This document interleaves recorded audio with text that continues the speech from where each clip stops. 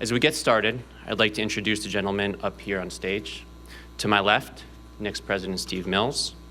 Next to Steve, head coach David Fizdale. And to the far left is Knicks General Manager Scott Perry. We are now going to start with comments from Steve, Scott, and David, followed by questions from the media. So without further ado, Knicks President Steve Mills. Good morning, everyone. We're excited to be here today. It's been a good summer for us. We hired, obviously, a new coach in David Fizdale. It's been fun for me and Scott to spend time with David, get to know him more, get to understand his basketball philosophy more, understand the kind of things that we can do together as a group to help lead this team and this organization. And we've started to see it this summer.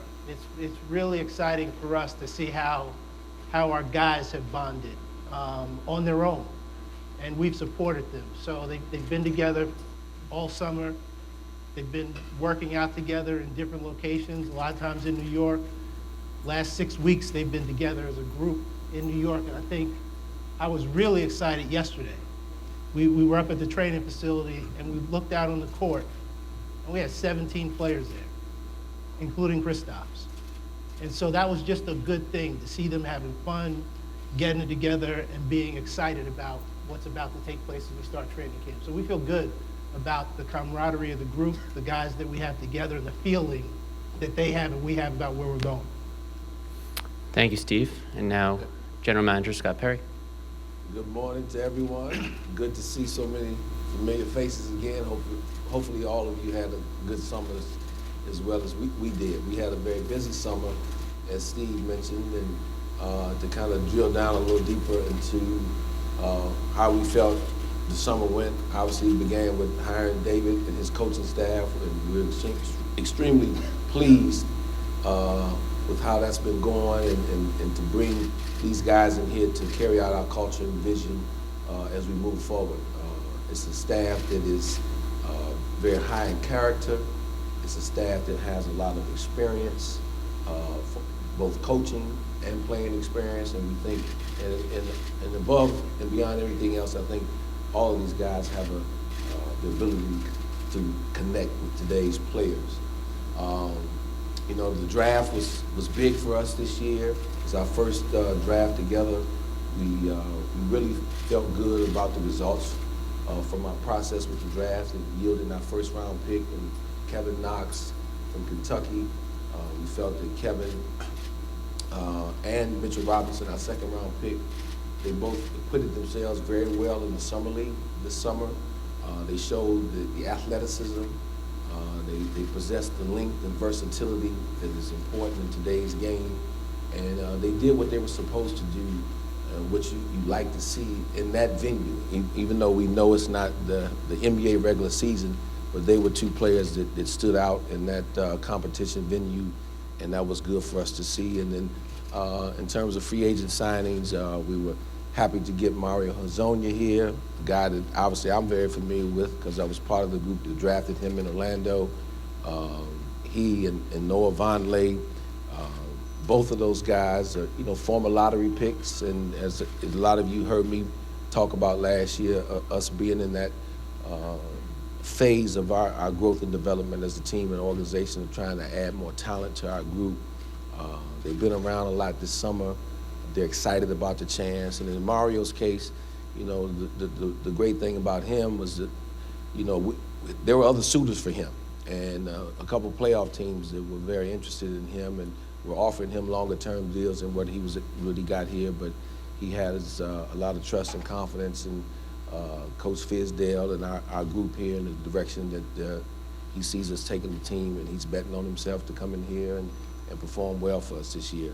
So that was our summer, and we're looking forward to getting this year underway in the next few days. Thank you, Scott. Head coach David Fizdale. Let's go. We've talked enough this summer. It's time to get training camp going. Our guys are excited. I know our staff they're bouncing off the walls right now, ready to get after it. And I'm ready to go. So I'm really excited about this. And just because of what these guys just said, we had a heck of a summer. and just the commitment of our guys, getting in the gym, putting in that sweat equity. That's what's really got me ready to go. Thanks, Coach. Now we're going to open up for questions from the media. If you would like to ask a question, please raise your hand. Microphone will be brought over to you. Please state your name and affiliation. Thank you. Ian Begley, ESPN.com. Hey, guys. I guess you mentioned Kristaps was up there with the guys yesterday. Have you had a chance to sit down with them and see where he is in the rehab process? Do you have a detailed plan going forward? And is there any clearer picture on when he might return to the court? We've sat down with Kristaps. We've been in contact with Kristaps all summer, and our guys have been back and forth with him. And we feel good about how the rehab process is going. There obviously are different steps that we have to go through in the process to see where he is, but we feel good about the direction he's going and how he's coming along. So no clarity on when he might return after this meeting when he was here? No, as we go through the process with him, there are a series of tests that are constantly taking place to see exactly where he is in his rehab, and as he meets certain milestones, we'll continue his rehab process, and all towards the direction of when he feels 100% comfortable and we feel 100% comfortable, and we're not taking any risk with him, then he'll be ready to come back.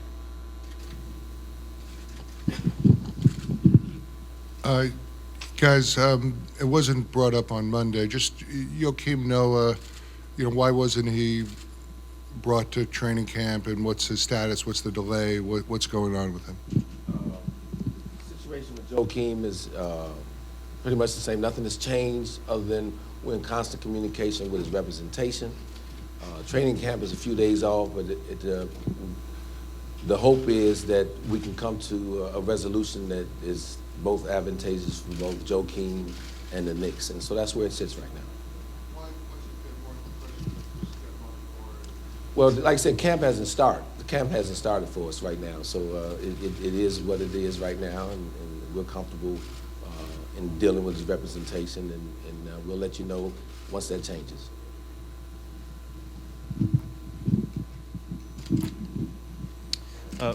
Steve, the other day you said you're still in the patient mode where you're not going to give up anything you got to give up assets or draft picks for a player that you can get in free agency. Since then, there's been some news. I was just wondering if you wanted to reiterate that, and just what is the idea regarding trades and everything? Our process and our view of where the season is going and where this team is going and how we're going to build this team hasn't changed since we talked about it a year ago. Hasn't changed since I talked about it 2 days ago. We're committed to not missing any steps. We're going to take this as a step-by-step process. We're focused on the guys that we have on our roster right now. How can we build them? How can we develop them? And we're just going to continue along with our plan. Yaron Weitzman, Bleacher Report. Scott and Steve, in terms of Kristaps and he's eligible for the contract extension, is that something you guys have discussed internally? Have you discussed it with his camp? Are there plans for that? No, we've been in contact with them throughout the summer, and obviously we're not going to share any details of those conversations, but we're in a good place with them. They know that he's an extremely important part to what we're building here and planning here. He's a star player here in New York, and the plan is to keep him here long term.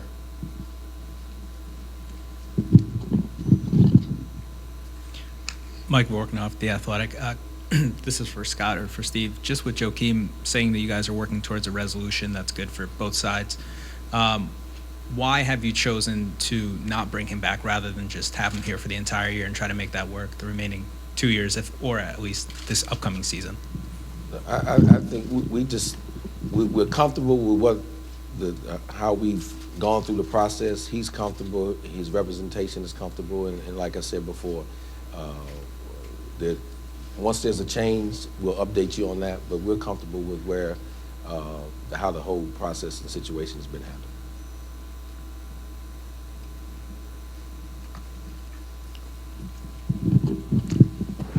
Howard Magdal with the Step Back. Steve, just to follow up on a comment you made specifically on Monday, about not trading first-round draft picks. I'm wondering if that is an organization-wide belief as you continue and complete a rebuild, or if that's a function of the current moment, and just related to that, whether that continues to hold for guys once they are drafted, or if it's just the picks ahead of time. Well, I'm not going to discuss how we view everyone on our roster, but generally our philosophy is that we're in a building mode. We need to draft players. We need to build through the draft. We need to develop our young players. And we feel comfortable with our organizationally where we're going and what we're developing here. And we think that when it's time for us to go after free agents, we'll be a place to attract free agents, and that we shouldn't use our draft picks like that to go out and attract guys. We should focus on drafting good players. We feel comfortable with our scouting staff. We feel comfortable about our process, and we should take the time to utilize it. So, but it's ruled out for this year. Our plan is not to use our draft picks to as assets like that. We want to draft players and develop them. That's the plan that we laid out for our team.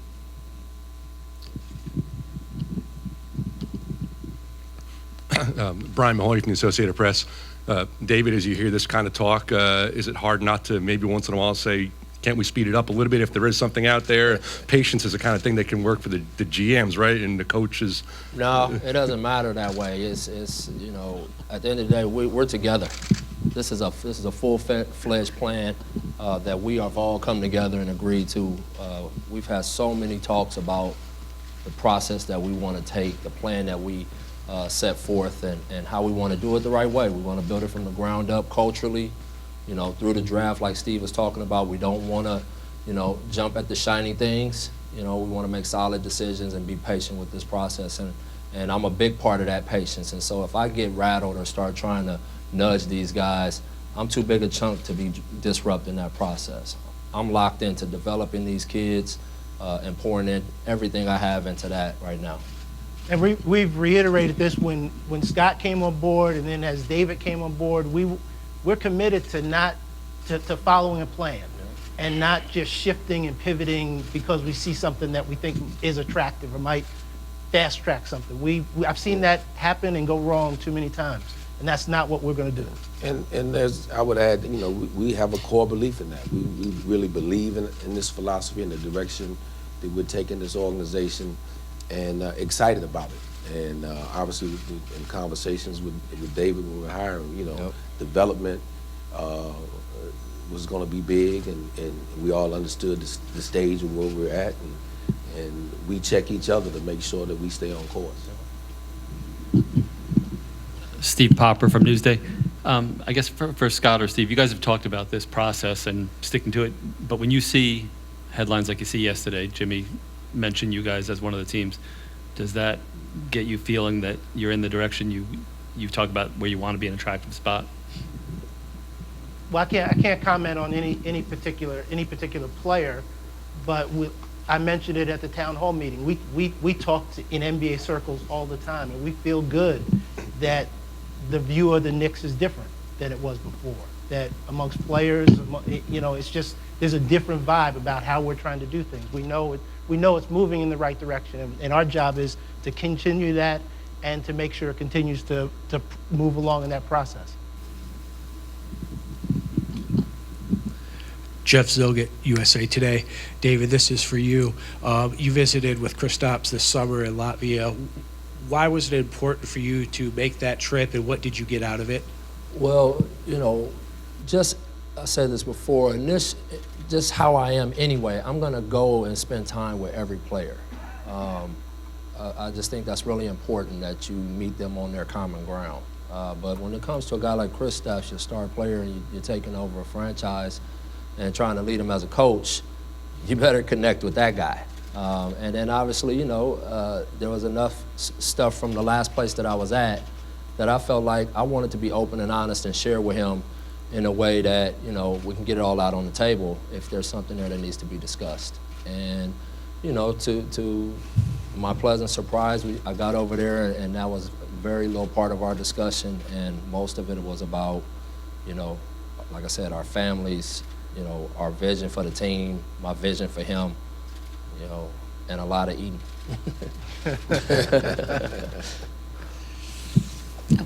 This is for Coach Fizdale. Tina Cervasio, Fox 5, New York. Coach, as you said, you got to know your players over this summer. With the personnel you have and you're going to start the season with, what can we expect from training camp that starts Tuesday? The style you're going to coach them, schemes, et cetera? You know, I really do think we can put a fast team on the floor. We're really athletic. Just looking at the roster without even getting into, you know, who's what, you just have a very athletic team there. And so, you know, we plan to play fast, but we're going to share the game. There's not going to be anybody that dominates the ball for us. You know, all 5 guys will be involved. Defensively, that'll be our anchor. We'll be a team that hopefully can pressure, can do some different things, from switching to trapping. You know, adding those young kids to our roster. Kevin and Mitchell, 2 really long, athletic kids that I think we can grow defensively. They fit right into that scheme. So I think you're going to see a team that's fun to watch, a tough-minded team, you know, and a very athletic, fast team. And Scott and I feel good about just what David is saying, because we had a couple of points last year during the season. We can go back to one particular game against the Lakers that he and I just sat next to each other on the bus going to the airport and just said, our team just isn't athletic enough. We can't compete with these guys with the level of athleticism that we're putting out on the floor. And so that was a big goal of what we were trying to add to the team this summer, and for David to feel that he can play faster, that there's a high enough level of athleticism on our team to do certain things. That's what we're trying to do and build on that. Bruce Beck, WNBC TV. Coach, how do you balance development, progress with trying to put a competitive ball club on the court this year and to try to win some games? Well, you know, it's pretty easy, I think, from the standpoint of we have a young roster. So those guys are going to play. So, you know, it's just, I think it's what you emphasize every day in practice. You know, the environment you create, the defensive-minded coaching that we're going to put forth. You know, when we put that on the floor, I just feel like that is going to give us a chance to compete with everybody. If we do it every single day the right way, and we build those habits, those professional championship habits every single day, and we treat each other the right way along that process, I just feel like we're going to be able to compete. Can our young guys finish off close games and win those close games? I don't know yet. You know, we're going to have to learn how to win, which a lot of young teams do. Which you know, you saw that throughout the playoffs too this year. You know, Philly was a team that had to go through some things to learn how to win those close games. And you know, what I'm hoping for is that we're in some close games, and that we're in the trench battling with these teams and fighting it out to the end, and being able to go through those situations and execute some late game stuff, and you know, hopefully they have some success in those moments and can grow from them. This one is for Steve. Steve, you said a couple of times that Jim Dolan is fully on board with your plan and what you guys want to do, and he's going to let you guys just kind of operate and let the chips fall where they may. I'm just wondering, like, that obviously hasn't always been the case here. So you've spent a lot of time around him. What do you think has changed for him and him taking this position with this group here? Jim would prefer to operate this way. If you look at how he's operated with the Rangers, with Glenn Sather, he's stayed out of the Rangers' operations pretty much for the most of the part. He has to feel comfortable with the group that's leading the team and the process that we're going through. And he feels comfortable. We laid out a plan to him. He was very comfortable with it and gave us the assurances that as long as we follow through with our plan, if we're going to deviate from it in some big way, he wanted us to come back and check in with him, but he was going to give us the room to do this the way we laid it out. This is one for Dave, one for Steve. Where do you see Knox as a starter this season, and Mitchell being as in part of the rotation? Well, I see them both making an impact, but I can't guarantee no starting spots, no. I mean, what have you seen from him since the summer league? Like, have you seen even a bigger growth? Yeah, he's every day, this kid, because, you know, you're dealing with a 19-year-old. These guys change daily. You know, it's every day he's doing something better or different. you know, that he wasn't doing the day before. And the kid is so diligent, he's regimented. He really has a professional approach already. I think, his dad probably had a huge impact on how he approaches the game from that standpoint. So I don't feel like I'm always dealing with a 19-year-old, but I understand how 19-year-olds absorb information and then get to, where they start to grow right in front of you. And so I've really been happy with his approach and the way that he's taken on everything. Same with Mitchell Robinson. He's a kid that is, he came in the other day and worked on his turns for sprints because he wanted to make his times when we started getting into our conditioning stuff. So he came in and rarely will you have a 20-year-old that's that focused on doing things the right way and that detail-oriented. So I'm really happy with these kids. They really put in a great summer. And I just would like to add that, that's the exciting part of watching this group come together, these young guys, because they are growing and developing not only physically on a daily basis, but mentally. And so that's the exciting part of where we're at right now, and just looking forward to evaluating and watching that process as we move forward. Yeah, and David said something the other day to us that just a little thing, but it's a big thing. That, he said to Kevin, you had a year. You had a year at Kentucky. You've had a different set of experiences than Mitchell, who didn't go to college. So you've got to help lead him. So these are two, even though he's only 19, he's willing to try to help lead this kid. So he calls him up one night, says, hey, I'm going over to the gym. Why don't you come over with me? So they go over and work out together. Those kinds of things are good to see. Chris Eisman from the Bergen Record.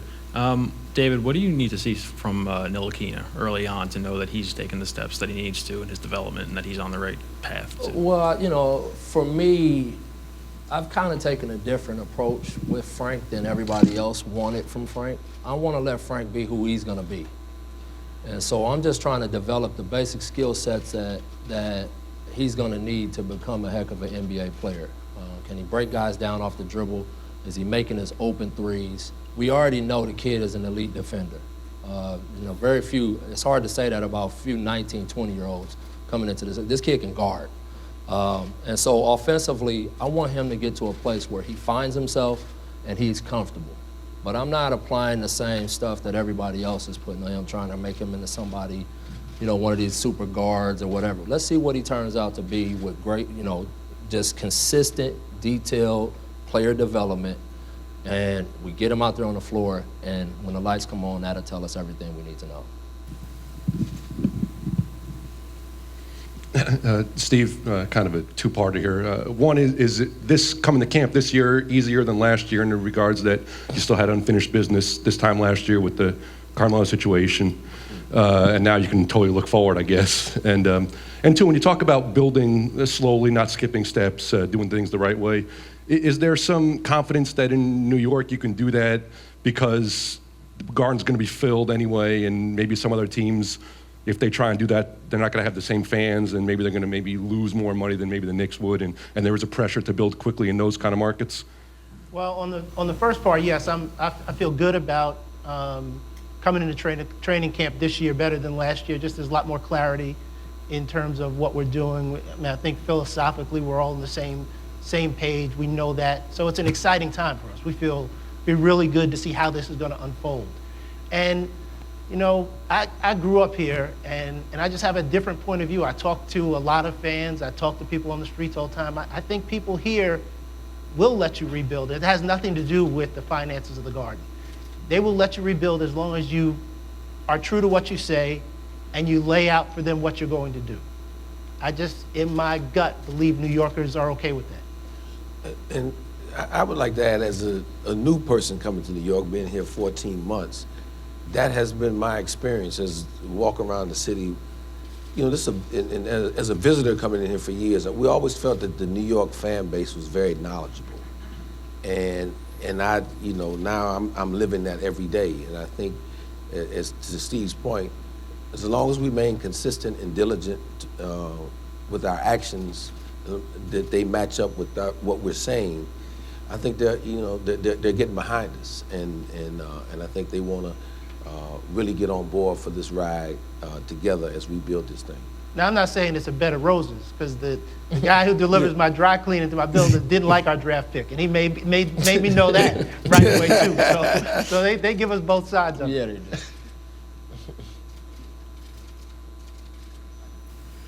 Reed Goldsmith with the Knicks Wall. David, do you feel any pressure as a first-year coach here to win as many games as possible, or has Scott and Steve given you the freedom to develop an on-court identity and establish a culture first? The best part for me when we sat down on our interview is the first words they said to me was, "Tank, we will not ever tank." And that's what resonated with me the most in our interviews. That's the first thing they said to me is go out and try to win every game. And that made me feel great. We know where we are with our young guys. But the fact that we are preaching to them and teaching them that every game is important to win, that's what mattered to me. And, I have a different perspective on pressure. I like competition. I don't think this is a sport. I don't look at it as pressure. Raising kids with check to check, that's pressure. What I had to watch my mom do, work 2 jobs, miss my games, just to get a Christmas tree in there on Christmas with gifts, that's pressure. This is sport, and I'm a competitor. For Coach and Scott, on Mitchell Robinson, do you guys see him starting the year, getting some seasoning down in the G League or being with the big club? And also big picture, obviously you need to develop him on the court, but off the court, how do you guys see, that term in terms of development? How do you guys want to facilitate that? First of all, to address the off the court part, we feel like we've developed a outstanding development team in-house. That's really can connect to this young man, help educate him, help him grow. And that was one of the things when we drafted him.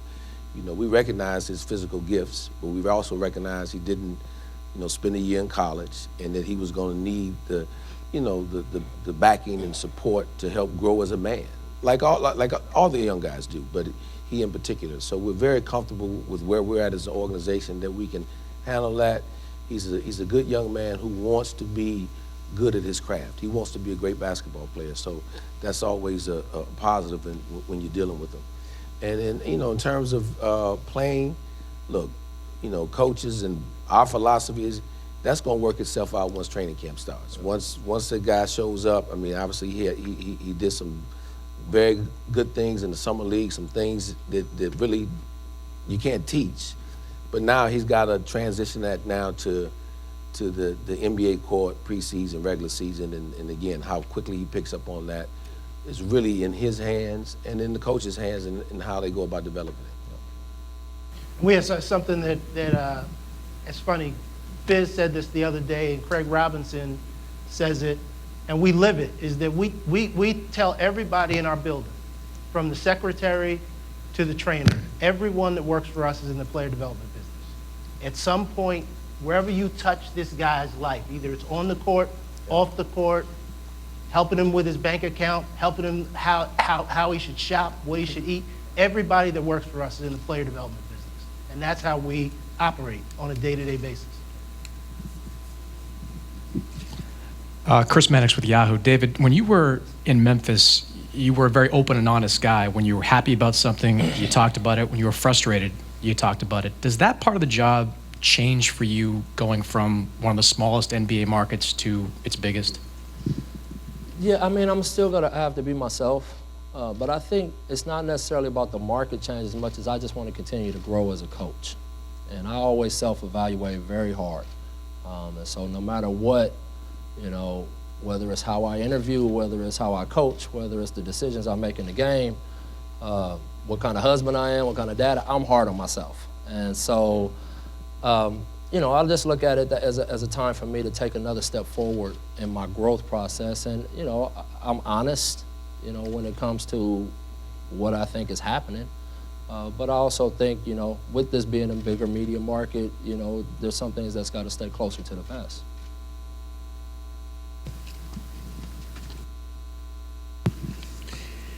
Steve and Scott, forget about the draft picks for a second.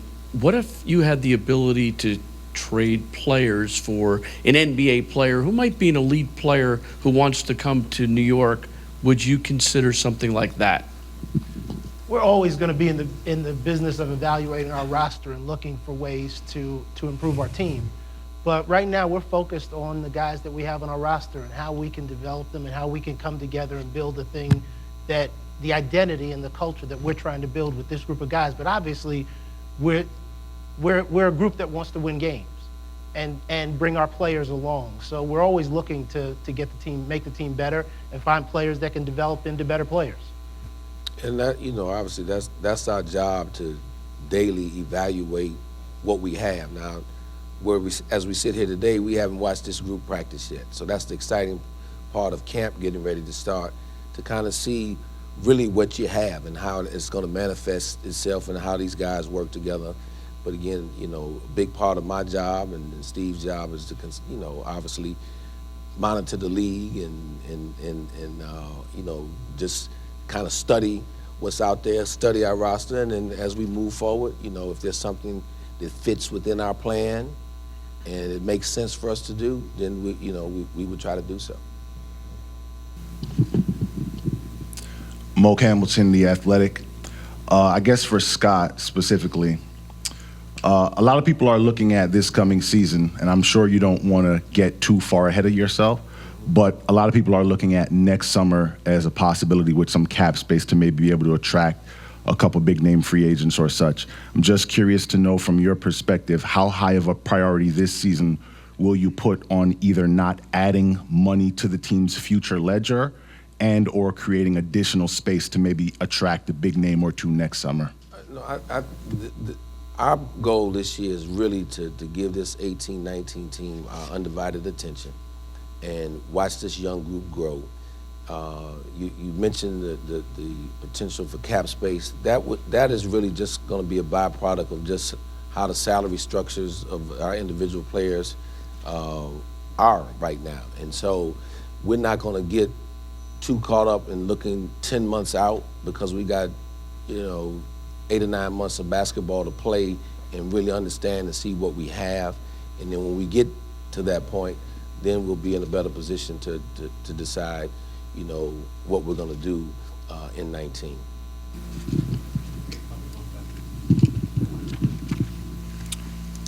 Hello, George Willis, New York Post. I know you guys haven't had a practice, but in what ways have you gone about, through conversation or whatever, establishing the new culture that you want? Well, I'll say from my perspective, it started again with us. It started in an interview and them painting the vision of what they wanted this Knicks team to be and the organization to be, and it just fell in line. I mean, it was literally overlapped with everything I was saying and in my presentation to them of why I should be the Knicks coach.